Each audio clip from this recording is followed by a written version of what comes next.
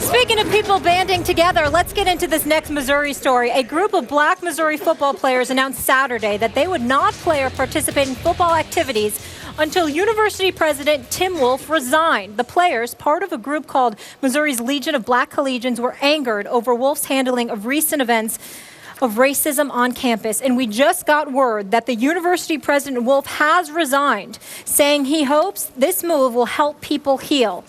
No word from the players at this point. Stephen A., what's your reaction?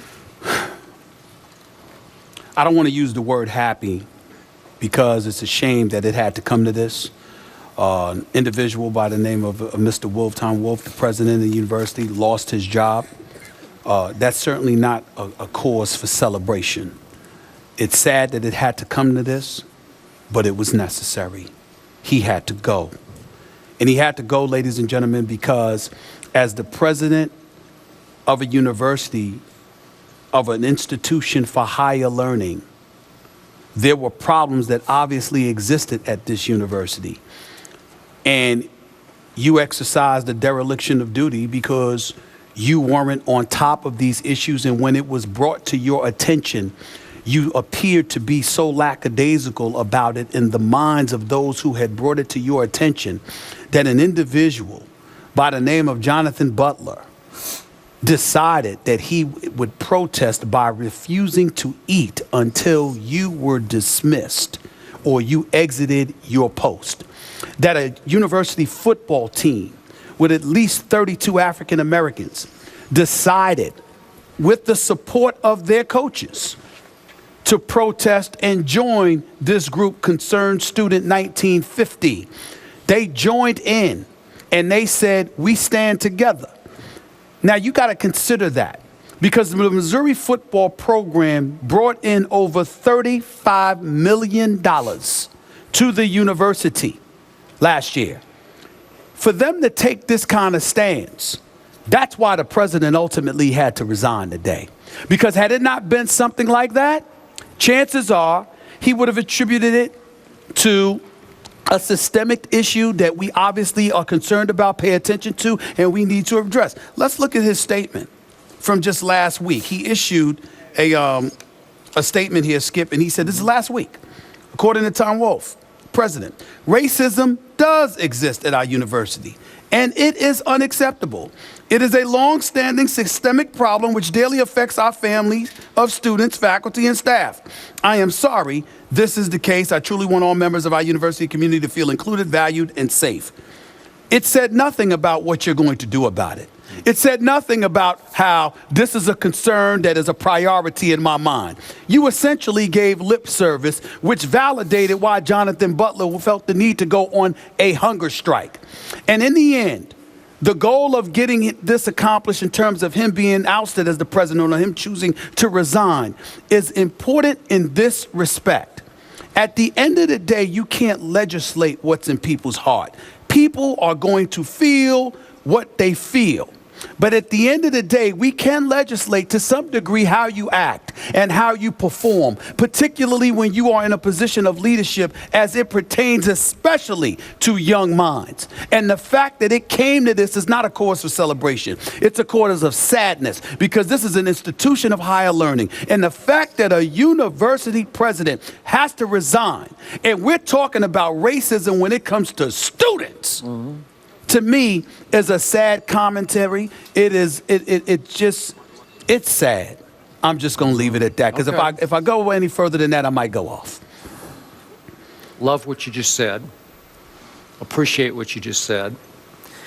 And I want to point out once again the power of athletes, college or pro, standing up, banding together, and bringing national attention to what for months actually had been a local issue around Columbia, Missouri.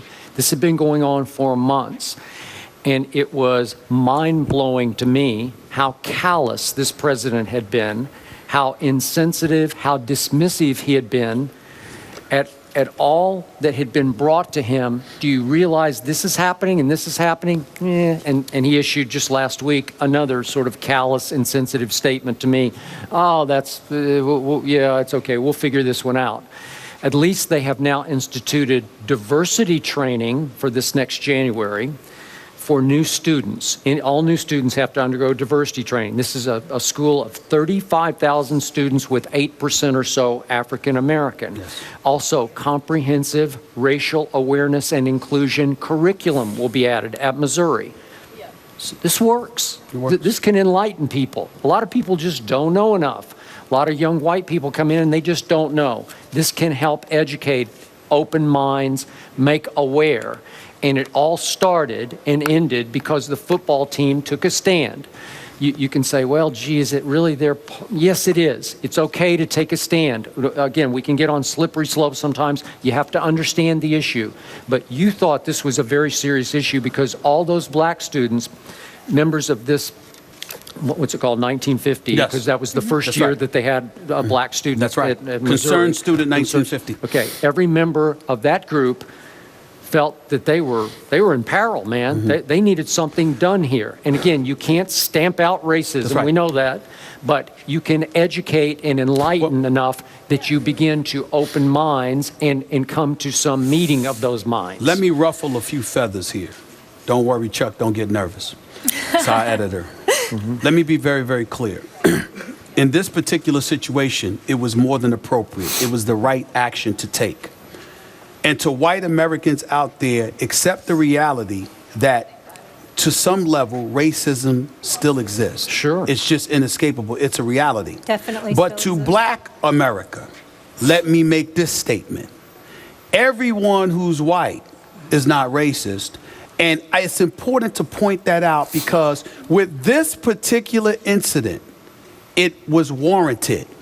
But that doesn't mean we turn around and then the second somebody disagrees with us of a different hue, pigmentation, culture, etc., the second somebody might be oblivious or ignorant to what we are, what we believe, what we feel, etc., doesn't make them racist. Just like folks have an obligation to get whatever racist tendencies may be inside their bones, we have an obligation to appreciate that there are a lot of people in this God-fearing country that we live in who are not racist. And so don't be so quick to jump. That wasn't the case here.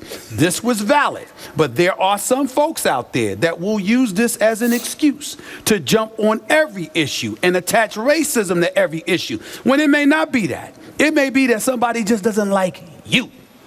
Let's be clear about that and understand the importance of deciphering the difference, because when it comes to legislating what's in somebody's heart, more often than not, you can't tell. So just learn, again, in this incident, it's apropos what happened. I support it 1,000%. But don't think that this incident is every incident. Well said. Yes, and it's a shame that the football players had to do this still in 2015, that But they it were needs to right be to done, do but it. they were right. They stuck together, and it was impactful, and I give Gary Pinkel credit, too, to stand behind them as well. And lot of speaking credit. of wonderful people who stand together, here are servicemen and women. When we come back, we put a bow on our Veterans Day special here at Westover Air Reserve Base. Brady versus Rodgers. Who's the best in the NFL? We'll get into that next.